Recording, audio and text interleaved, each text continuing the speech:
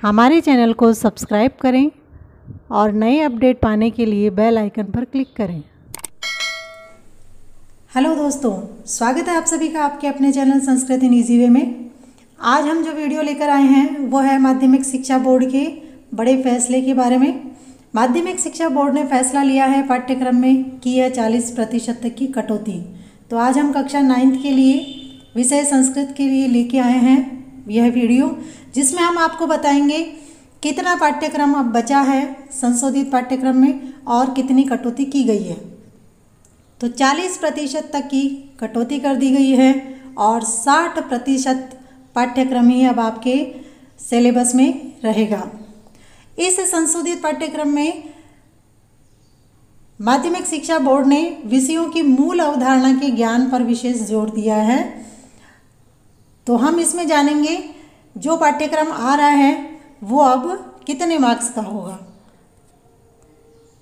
सबसे पहले जानते हैं हम अपठित अवबोधनम गद्यांश द्वयम्। आपके पेपर में 2 गद्यांश आते हैं, एक वृहद गद्यांश और एक लघु गद्यांश। वृहद गद्यांश जो होता है वो 80 से 100 शब्द का होता है और लघु गद्यांश आता है आपके 40 से 50 शब्द का। अब इसमें लघु और वृहद में सबसे पहले आपके जो गद्यांश आएगा 80 से लेकर के 100 शब्दों तक का, इसमें जो पाठ्यक्रम नहीं आ रहा है, आपके जो क्वेश्चन नहीं आ रहा है वो है अनुच्छेद आधारित भाषिक कार्यक्रम।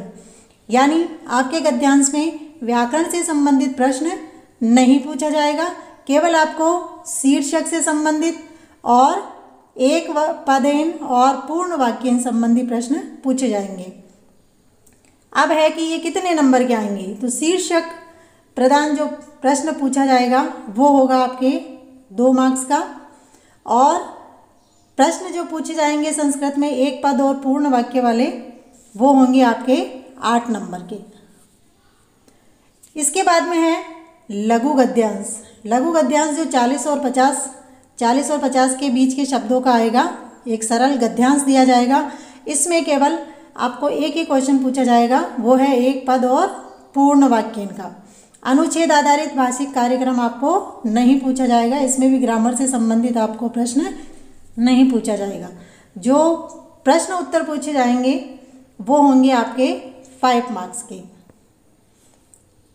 इसके बाद में आपका है अगला जो नहीं आ रहा है आपके पाठ्यक्रम में, वो वाक्यकृत क्रिया पद चयनम, कृत क्रिया अन्विति, विशेषण विशेष्य अन्विति, संज्ञा के स्थान पर सर्वनाम और सर्वनाम के स्थान पर संज्ञा शब्दों का प्रयोग, पर्यायवाची, विलोम पद, ये आपके अब परीक्षा में नहीं आएंगे।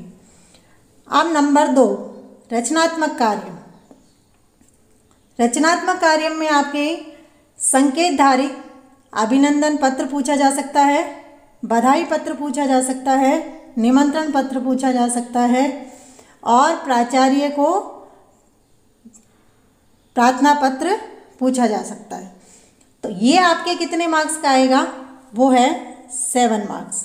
7 नंबर का ये प्रश्न पूछा जाएगा, जिसमें आपको पत्र या प्रार्थना पत्र दोनों में से कोई एक करना होगा।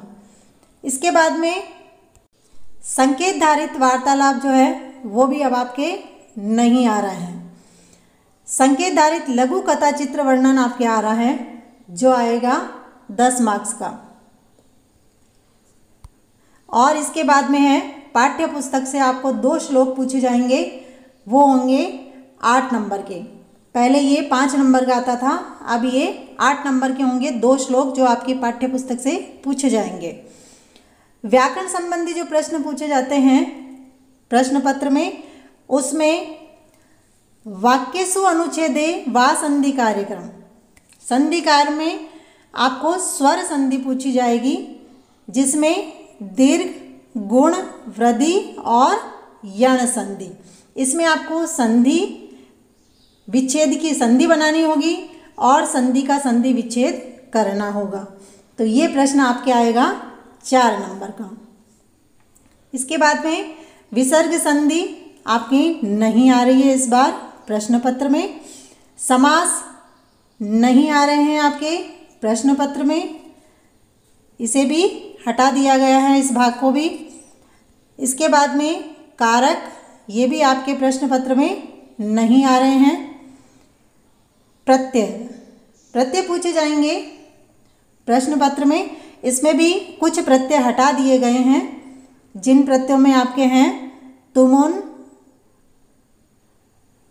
ल्याप, कत, कत्वतु, श्रत, णीनी और डीप, ये प्रत्यय आपके अब हटा दिए गए हैं। आपके जो प्रत्यय आने वाले हैं वो है तुमुन, कत्वा, शानस, टाप, तमप, तरप, ये आएंगे आपके 2 मार्क्स के। इसके बाद में वाक्यों में धातु रूप प्रयोग, जिसमें पूछे जाएंगे आपको लकार, लकार में लट, लोट, लिट, लंग और विधिलिंग, ये लकार आपके आ रहे हैं 5 नंबर के। अब इनमें से भी धातु रूप जो आएंगे आपके वो आएंगे परस्मैपदी धातु, और ये परस्मैपदी धातु से संबंधित जो प्रश्न होगा वो होगा आपके 7 नंबर का। ये प्रश्न आएगा आपके 7 नंबर का। इसके बाद में आत्मनेपदी धातु से संबंधित जो प्रश्न होता है वो बिल्कुल हटा दिया गया है। उभयपदी धातुओं का भी प्रश्न हटा दिया गया है। वाक्यसु शब्द रूपाणाम प्रयोग है, वाक्यों में शब्द रूप का प्रयोग, तो इसमें आपके पुल्लिंग, पुल्लिंग अजंतः में आपके अकारांतः, जिसमें बालकवतः, और इकारांत में कविवत और उकारांत में साधुवत, ये आपके तीनों ही पूछे जाएंगे। ऋकारांत और हलंत संबंधी जो शब्द रूप हैं वो आपसे नहीं पूछे जाएंगे। अकारांत, इकारांत और उकारांत ये होंगे आपके 7 नंबर के। इसके बाद में जो अगला है, इसमें भी देखिए आपके ये सारा भाग हटा दिया गया है। स्त्रीलिंग, अजंता, ये आपके नहीं आने वाला है। नपुंसकलिंग भी आपसे नहीं पूछे जाएंगे। संख्यावाची और सर्वनाम शब्द भी आपसे नहीं पूछे जाएंगे। अब आते हैं पठित अवबोधनम के बारे में। पठित अवबोधनम में पाठ से संबंधित संस्कृत फर्स्ट से सेमोसी प्रथम भाग से आएंगे आपके, जिसमें पठित सामग्री आधारित अवलोकन कार्य आएगा। इसके अंतर्गत आपके सेमोसी प्रथम भाग में 12 पाठ है, 12 चैप्टर है, 12 चैप्टर।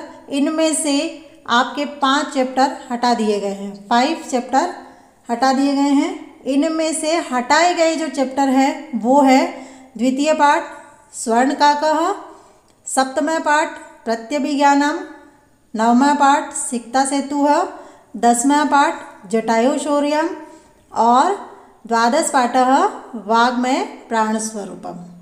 आने वाले जो पाठ हैं आपके परीक्षा में वो है प्रथम पाठ भारती वसंत गीति, ये आपके संशोधित पाठ्यक्रम में अभी है। तृतीय पाठ गोदोहनम, चतुर्थ पाठ कल्पत्रुः, पंचम पाठ सुक्तिमौक्तिकम, षष्ठः पाठ भ्रांतो बालः, अष्टम पाठ लोहतुला और एकादश पाठः पर्यावरणम, ये आपके चैप्टर आएंगे। तो 5 पाठ आपकी पाठ्यपुस्तक से हटा दिए गए हैं 2021 की परीक्षा के लिए। तो अब इसमें पाठ्यपुस्तक से जो गद्यांश आता है उसका आपको हिंदी अनुवाद करना होता है। तो ये आपके प्रश्न आएगा 8 नंबर का। इसके बाद में पाठ्यपुस्तक से पद्यांश का हिंदी अनुवाद पूछा जाता है, वो आएगा आपके 7 नंबर का। पाठ्यपुस्तक से संस्कृत व्याख्या पूछी जाती थी, वो आप आपके नहीं आ रही है। प्रश्न निर्माण पूछा जाएगा आपके इसमें। तो प्रश्न निर्माण का जो प्रश्न बनेगा वो होगा 5 मार्क्स, 5 नंबर का आएगा। कथा क्रम संयोजन, जिसमें 8 वाक्य होंगे और उनको क्रम से जमाना होगा, क्रम से कहानी के अनुसार लिखना होगा, तो वो आएगा आपके 5 नंबर का। और उसके बाद में है संस्कृत के माध्यम से प्रश्न उत्तर आपको पूछे जाएंगे, जिसमें 8 में से 5 प्रश्नों के उत्तर आपको देने होंगे और यह होगा आपके 10 नंबर का। तो आपको इस वीडियो से काफ़ी मदद मिलेगी 2021 की परीक्षा की तैयारी के लिए। वीडियो देखने के लिए धन्यवाद।